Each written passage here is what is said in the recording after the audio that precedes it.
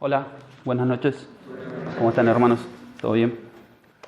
Bueno, un placer compartir la palabra de Dios con ustedes. Nosotros el tema que tenemos hoy es la presencia del Espíritu Santo en la vida y en el ministerio del Señor Jesucristo. Amén. Vamos a dar un breve reseño de lo que hemos hablado estos viernes anteriores, donde hubo muy buenas exposiciones, donde fuimos muy edificados realmente. Se habló del Espíritu Santo. El Espíritu Santo es una persona que vino a habitar dentro de los verdaderos creyentes, de los verdaderos seguidores de Cristo. Amén. No es una fuerza, no es una energía, es una persona, igual que el Dios Padre, igual que el Dios Hijo. Amén. Él tiene los mismos atributos y las mismas cualidades que el Dios Padre y el Dios Hijo. Es la tercera persona de la Trinidad. Amén. De eso estuvimos hablando, así que vamos a ver ahora el mensaje, que lo dividí en 3 puntos, porque es un tema bastante grande como para abarcarlo en poco tiempo. Entonces los dividí en 3 puntos para que sea claro y profundo el mensaje. Amén. Mi amigo Gaby me ayudó, porque la verdad que para hacer un PowerPoint soy bastante malo, no entiendo mucho de las computadoras y esas cosas, pero bueno, para que tengamos una mejor visión del mensaje, va a salir en la pantalla y vamos a ir explayándonos sobre eso. Son 3 puntos. Empecemos por el primer punto, que es la vida y el Espíritu Santo en la vida y en el ministerio del Señor Jesucristo. Amén. Vamos a empezar por el principio, que es en su concepción virginal. Amén. El Espíritu Santo fue el instrumento divino para la concepción del Señor Jesucristo. Y esto lo podemos ver en Mateo 1:18 y Lucas 1:35. Vamos a la palabra de Dios, lo voy a leer yo para que no estemos todo el día paseándonos por la Biblia. Lucas 1:35 dice así: respondiendo, el ángel le dijo: el Espíritu Santo vendrá sobre ti, y el poder del Altísimo te cubrirá con su sombra, por lo cual también el santo ser que nacerá será llamado Hijo de Dios. Amén. El ángel se le presenta a María y le comunica que el Señor Jesús iba a habitar en su vientre. Por ese medio, el Señor Jesús eligió a María, una mujer piadosa y temerosa de Él. ¿Para qué? Para concebir al Señor Jesucristo. El Señor Jesús vino por una concepción sobrenatural. Nunca había pasado eso ni pasará. ¿Por qué? Porque Él no podía nacer de un hombre. ¿Por qué? Porque la simiente del hombre estaba contaminada por el pecado y Él es santo. Él no podía venir de esa forma, tenía que ser engendrado por el Espíritu Santo. Amén. Vamos a Mateo 1:18-20, que dice así: el nacimiento de Jesucristo fue así. Estando desposada María, su madre, con José, antes que se juntaran, se halló que había concebido del Espíritu Santo. José, su marido, como era justo y no quería infamarla, quiso dejarla secretamente. Y pensando en esto, he aquí, un ángel del Señor le apareció en sueños y le dijo: José, hijo de David, no temas recibir a María tu mujer, porque lo que en ella es engendrado del Espíritu Santo es. José quería dejarla en secreto. ¿Por qué? Hay que ponernos en contexto. En ese tiempo, quedar embarazada antes de casarse era condenado por la ley, condenado que apedreada, iba a morir. Entonces él la quería dejar en secreto para que no sufra María estas consecuencias. Más el ángel se le aparece y lo convence de que el Espíritu Santo había puesto en María al Mesías, al Hijo de Dios. Amén. Podemos ver acá que el nacimiento de Cristo fue sobrenatural. Después su parto, su nacimiento fue como el de nosotros. La concepción fue sobrenatural. El parto fue normal, él creció en normalidad, pasó por todos los procesos ordinarios que pasamos nosotros, tuvo hambre, tuvo sed, sueño, frío, calor. Amén. Vamos a pasar al segundo punto, que dice: fue ungido aquí, fue el que lo ungió aquí el Espíritu Santo. Y esto es un tema que vamos a abarcarlo bien porque dice, hay 2 puntos, ¿no? Juan 1:32 y Mateo 3 del 16 al 17.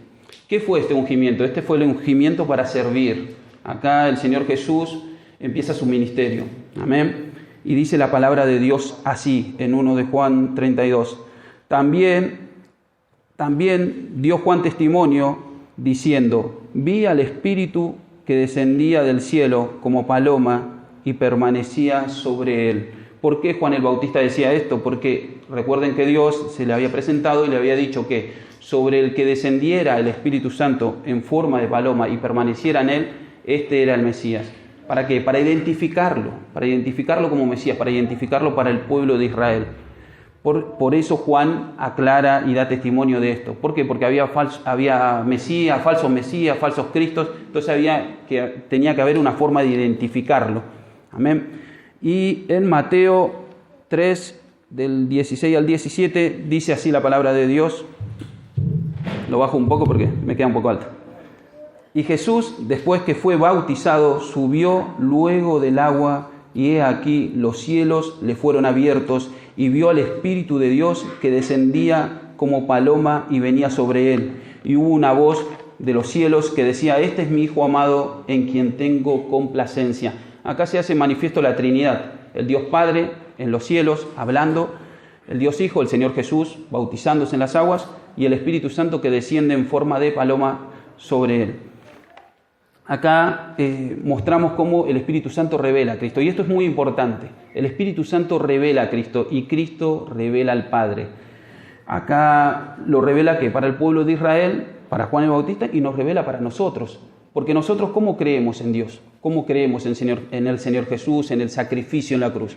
¿Creemos que por pensamiento, por intelecto, por conocimiento? No, creemos porque el Espíritu Santo nos lo revela. Es imposible creer en Dios si el Espíritu Santo no nos lo revela. El Espíritu Santo revela a Cristo y Cristo revela al Padre. Y esto lo podemos ver también más adelante en la palabra de Dios, cuando el Señor Jesús le pregunta a los apóstoles: ¿quién piensa la gente que soy yo? Y ellos le dicen: piensa que eres Juan el Bautista, que eres Elías, que eres un profeta. Y él le dice: ¿y ustedes quién piensan que soy yo? Y Pedro le dice: tú eres el Cristo, el Hijo de Dios. Y Jesús le dice: bien has dicho, Pedro, porque no te lo ha revelado ni sangre ni carne, sino mi Padre que está en los cielos. Y si el Padre estaba en los cielos, ¿quién le reveló a Pedro que el Señor Jesús era el Cristo? El Espíritu Santo. El Espíritu Santo nos revela a nosotros a nuestro Señor Jesucristo. Amén. Es imposible creer en Dios si no es por medio de la obra del Espíritu Santo. Ahora vamos al siguiente punto, que dice que fue permanente en su vida. Amén. El siguiente punto dice que el Espíritu Santo fue permanente en su vida. Y eso lo podemos comprobar en su juventud. Dice en Lucas 2:52 que él crecía en estatura y en gracia para con Dios y para con los hombres. Acá vemos que el Espíritu Santo ya estaba en él. No es que él fue, como dicen muchos, al Jordán y cuando se bautizó descendió el Espíritu Santo sobre él. No, el Espíritu Santo descendió ¿para qué? Para mostrarle al pueblo de Israel que él era el Mesías. Después también podemos ver en su tentación que el Espíritu Santo siempre estuvo con él en Mateo 4:1. ¿Qué muestra la tentación? Primero, la tentación dice que el Señor Jesucristo estaba lleno del Espíritu Santo y fue llevado por el Espíritu Santo al desierto para que el diablo lo tiente, para ser tentado por el diablo. La tentación muestra la deidad de Dios. ¿Por qué? Porque la palabra de Dios dice que el Señor fue tentado en todo, y eso es una verdad absoluta. Pero Él jamás tuvo inclinación hacia el pecado, como sí la tenemos nosotros. Amén. Él era Dios, y Él fue tentado en todo, sí, fue tentado en todo. Pero como se diría vulgarmente, el pecado no le movía un pelo. ¿Por qué? Porque Él era Dios, y Dios no tiene ningún vínculo con el pecado. Nosotros tenemos inclinación para el pecado, pero Él jamás. Él fue tentado en todo, pero nunca sintió inclinación hacia el pecado. Y la mayor tentación que Él tuvo fue en la cruz, cuando le decían: si eres el Hijo de Dios, bájate de la cruz, sálvate y sálvanos a nosotros también. Ahí cuando recibía todos los golpes, cuando fue azotado, cuando fue crucificado y cuando su cuerpo material recibía el castigo que tenía que ser para nosotros. Sin embargo, Él no se inmutó, siguió el propósito del sacrificio. Amén. Podemos ver que fue permanente en su vida. Ahora vamos al segundo punto. Quería aclarar una cosa porque antes de pasar al siguiente punto, que es una herejía que se maneja en otras iglesias, pero que es bueno aclararlo. Lo escuché por muchos pastores que tienen iglesias llenas y todo, y ¿qué dicen? Ellos dicen, es una herejía muy común, que dicen que muchos dicen que Jesús era un hombre como nosotros, solo que no había pecado. Bueno, eso es una herejía. ¿Por qué? Porque el hecho ya de no pecar muestra la deidad de Dios. Amén. El hombre peca por naturaleza. Nosotros tenemos inclinaciones al pecado. La Biblia dice que no hay nadie que no haya pecado. Si Jesús no pecó, demuestra su deidad, demuestra que Él era Dios. Él no era un hombre como nosotros. Sí, estaba en un cuerpo material, en un cuerpo carnal, sentía hambre, sed, se enojó, sintió gozo. Sí, Él estaba en un cuerpo carnal, pero Él no era como nosotros. Lo que había adentro era la deidad de Dios en ese cuerpo, era Dios mismo. O sea, Él jamás fue un hombre común como nosotros. Amén. Eso tiene que quedar bien en claro. Podemos ver que ninguna persona puede decir que el Señor no siente, es que el Señor no sabe lo que yo siento, las tentaciones que tengo, las debilidades que tengo. No, sí, porque el Señor sabe, porque el Señor se hizo hombre y vio todas nuestras flaquezas, todas nuestras limitaciones, todas nuestras debilidades. Él fue Dios encarnado, Él es Dios. Amén. Vamos al siguiente punto que dice que predicó en el poder del Espíritu Santo en Lucas 4, del 18 al 19. ¿Y qué muestra esto? Que predicó en el poder del Espíritu Santo, que había una perfecta relación entre el Señor Jesucristo y el Espíritu Santo. Amén. Y esto es una verdad absoluta y lo podemos ver acá, está escrito en Lucas 4, del 18 al 19. Dice, el Espíritu del Señor está sobre mí. ¿Está sobre mí? Sí, está sobre mí. Me ha ungido para dar las buenas nuevas a los pobres. Me ha enviado a sanar a los quebrantados de corazón, a pregonar la libertad a los cautivos y a vista a los ciegos, a poner en libertad a los oprimidos, a predicar el año agradable del Señor. Amén. Después dice en Juan, el siguiente punto dice, fue sellado por el Espíritu Santo. En Juan 6, 27. Fue sellado por el Espíritu Santo. ¿Qué significa este sello? Este sello mostraba el origen celestial de nuestro Señor Jesucristo y la prueba de su carácter como Hijo de Dios. Amén.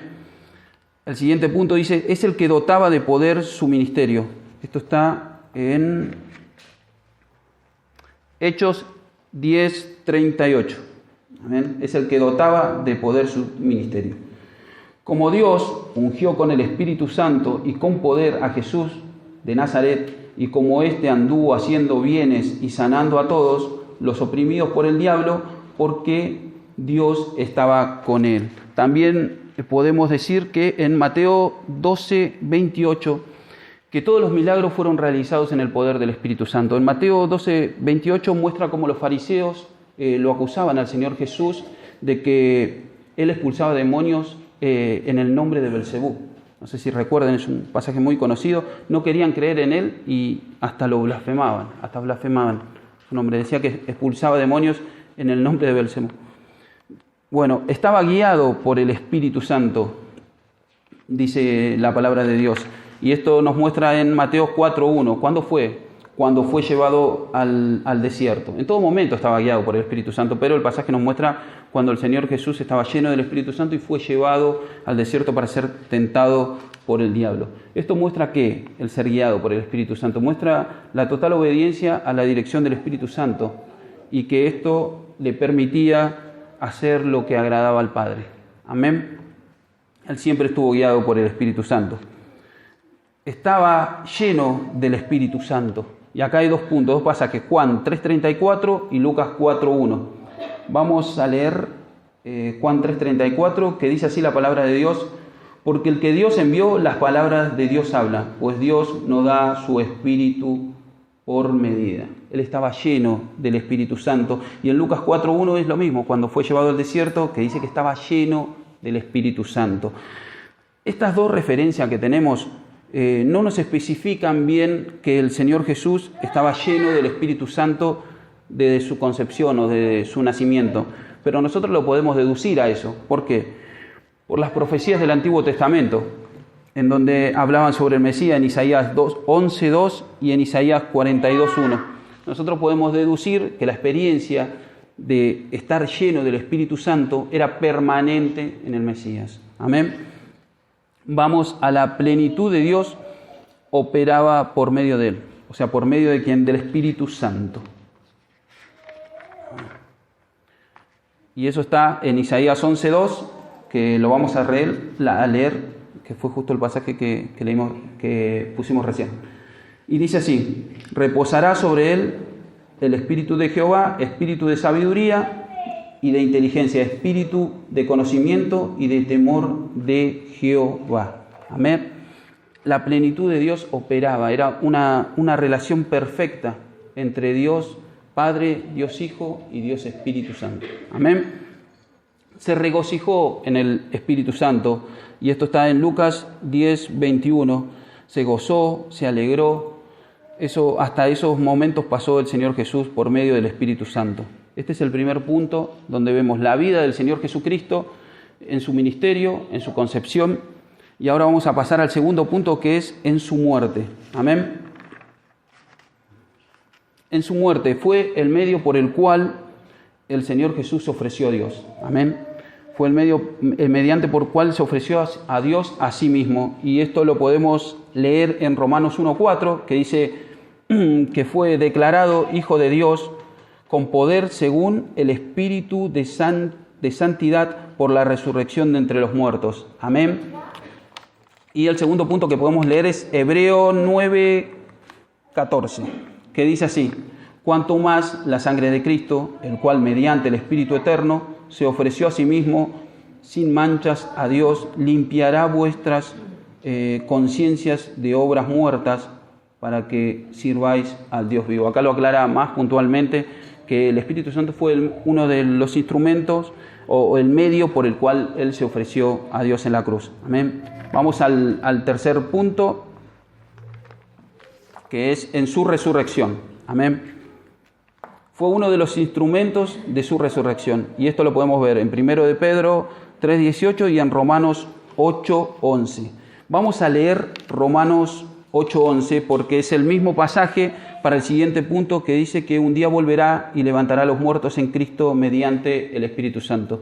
Y dice así la palabra de Dios: y si el Espíritu de aquel que levantó de los muertos a Jesús mora en vosotros, el que levantó de los muertos a Cristo Jesús vivificará también vuestros cuerpos mortales por su Espíritu que mora en vosotros. En la resurrección fue uno de los instrumentos el Espíritu Santo, y cuando Él vuelva también será uno de los instrumentos por el cual el Señor Jesús levantará de los muertos a los muertos en Cristo. Amén. Vale aclarar también un punto que dice que toda la obra redentora fue hecha por la Trinidad. Amén. Por el Dios Padre, Dios Hijo y Dios Espíritu Santo. Vamos al último punto, que dice que Cristo es quien nos introduce en el Espíritu. Cristo es el que nos introduce en el Espíritu, dice Mateo 3:11 y Juan 14:16. Bueno, en Mateo es cuando Juan el Bautista le dice a sus discípulos que el que viene detrás de él, el cual él no es digno de usar su calzado, tiene más poder que él.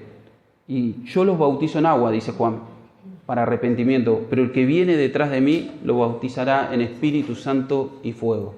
Amén. Ahí ya muestra que el Espíritu Santo, que el Señor Jesús nos introducía en el Espíritu Santo.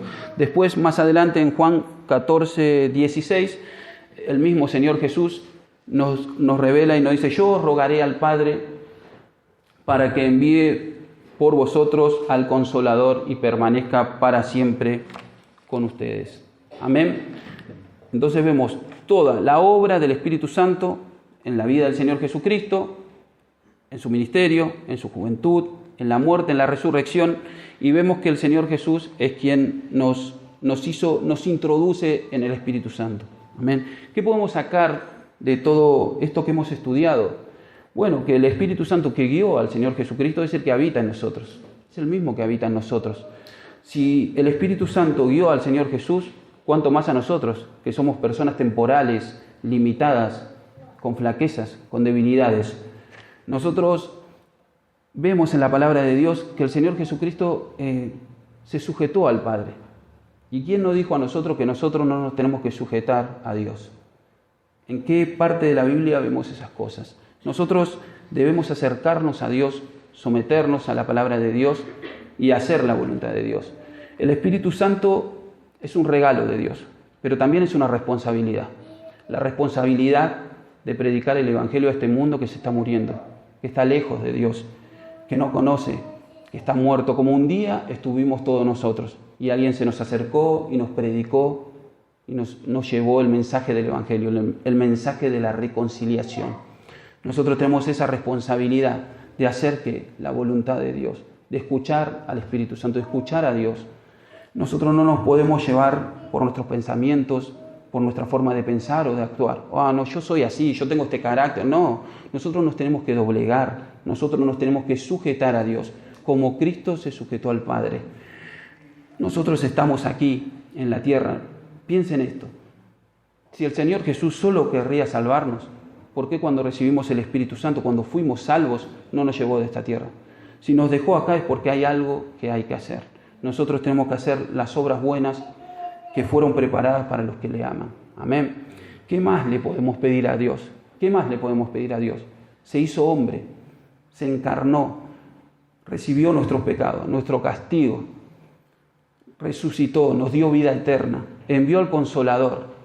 ¿Para qué? Para que nos auxiliara, para que nos mostrara toda la verdad. ¿Qué más le podemos decir a Dios? ¿Qué es lo que nos hace no hacer la voluntad de Dios? ¿Qué es lo que le estamos ofreciendo a Dios? Porque Cristo cuando fue a la cruz no fue en parte o no dio la mitad de lo que iba a dar. Él se brindó entero. Y nosotros a veces le damos a Dios la migaja, lo que nos sobra. A veces ni siquiera abrimos la Biblia cuando salimos de la iglesia. Abrimos la Biblia solo cuando venimos a una reunión. Pero vamos a nuestra casa, ni la abrimos, ni oramos. ¿Qué es lo que le estamos dando a Dios? ¿Qué clase de relación tenemos con nuestro Padre, con nuestro Salvador, con aquel que nos dio todo? Porque ya no le podemos pedir nada a Dios, porque Dios todo lo hizo por nosotros. Nosotros debemos examinarnos a nosotros mismos y ver en qué condición espiritual y qué clase de relación tenemos con nuestro Dios. Debemos sujetarnos a Él, hacer la voluntad de Él y ser guiados por el Espíritu Santo, no por la carne. Al amor no solo hay que predicarlo, al amor hay que vivirlo, Nosotros tenemos que, no es una cosa venir a la iglesia y somos esto y cuando salimos somos otra cosa. No, nosotros tenemos que ser lo mismo.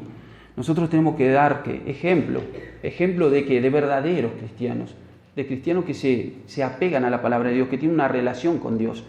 Van a venir momentos difíciles para la iglesia, van a venir herejías, van a venir mensajes en la carne, que no van a ser guiados por el Espíritu, van a ser guiados por la carne del hombre. Y nosotros tenemos que estar preparados porque va a querer entrar en la iglesia. Amén. Nosotros tenemos que estar preparados. ¿Y cómo vamos a estar preparados? Si conocemos la palabra de Dios. Si nosotros leemos la palabra de Dios, no vamos a ser engañados. Si nosotros tenemos una relación con el Señor, jamás podremos ser engañados. Nosotros no podemos decir amén a cualquier cosa. Nosotros tenemos que ser como los de Berea, que ellos escudriñaban las Escrituras. Porque no podemos decir amén a todo. Hay cosas que no son para decir amén. Nosotros somos llevados por el Espíritu Santo. ¿Cómo puede ser que el Espíritu Santo no nos muestre lo que está bien y lo que está mal? O no nos muestra o no lo queremos escuchar. Yo creo que es más la segunda, no lo queremos escuchar.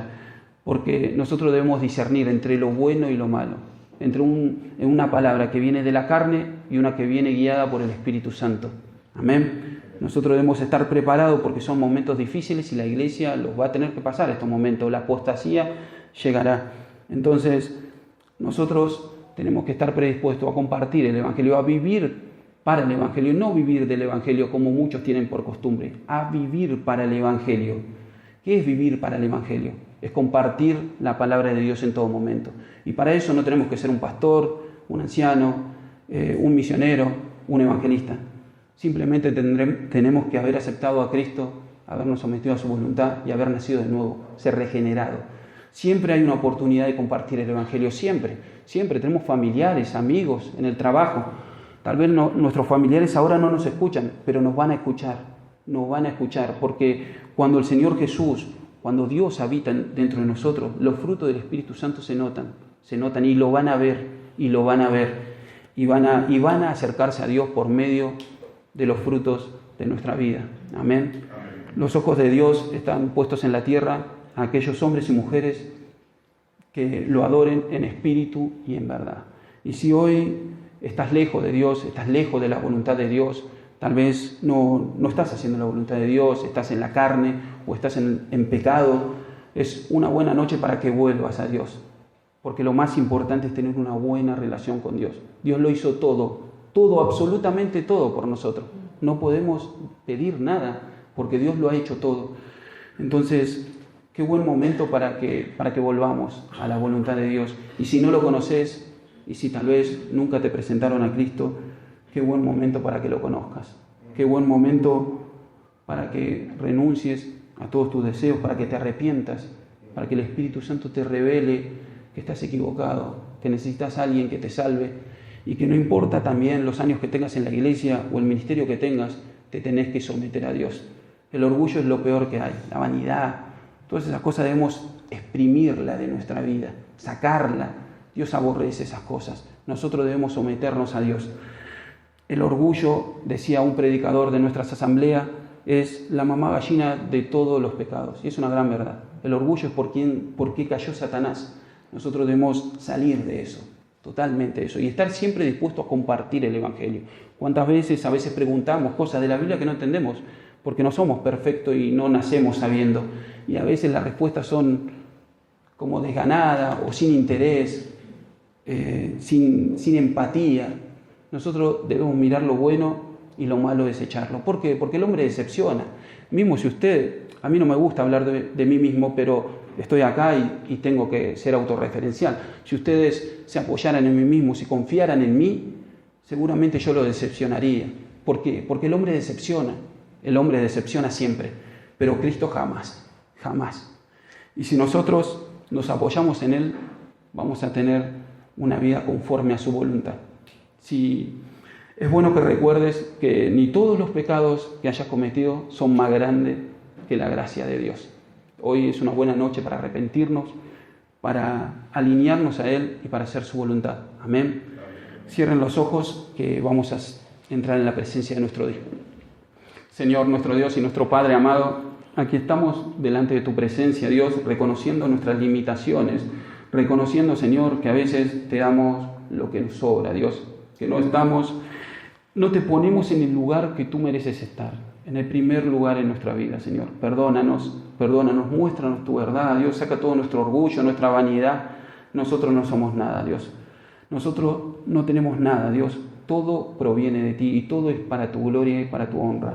Señor, si hay alguien esta noche que no te conoce, que no ha escuchado de ti, te pido que el Espíritu Santo le revele a Cristo, le revele tu voluntad, Dios, que haya arrepentimiento en su corazón y que pueda hoy haber fiestas en los cielos porque hay un pecador que se arrepintió. Y si hay alguien que está lejos de ti, que está lejos de tu voluntad, que te conoce, pero que está en su propia voluntad, separado de ti, te pedimos que toques en su corazón, que los convenzas y que vuelva al camino, Dios, porque no hay nada más hermoso en la vida que vivir bajo la voluntad de nuestro Padre. Te damos gracias por esta noche, en el nombre del Señor Jesucristo. Amén. Y gracias a Dios. Amén. Disculpen por el tiempo, pero bueno, era un tema muy largo y era difícil abarcarlo todo. Espero que haya sido de bendición.